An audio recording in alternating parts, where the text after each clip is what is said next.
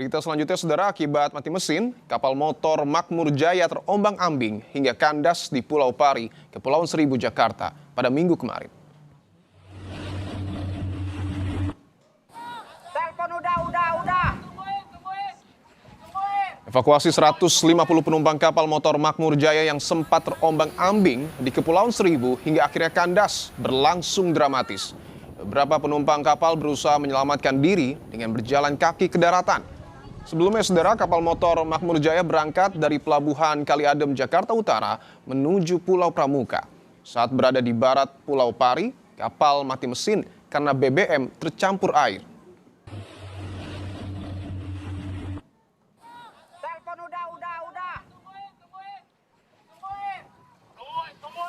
Dari salah satu penumpang KM Makmur Jaya yang bertolak dari Pelabuhan Kali Adem menuju Pulau Pramuka yang mengalami mati mesin, meminta untuk dievakuasi. Alhamdulillah seluruh penumpang dan kru kapal berhasil dievakuasi di Pulau Pari.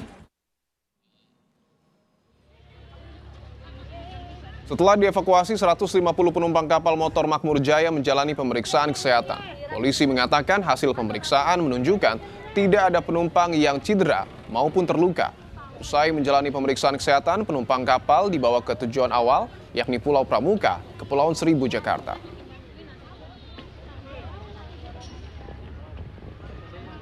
Kapal mengalami trouble dan dilakukan pengecekan oleh ABK kapal.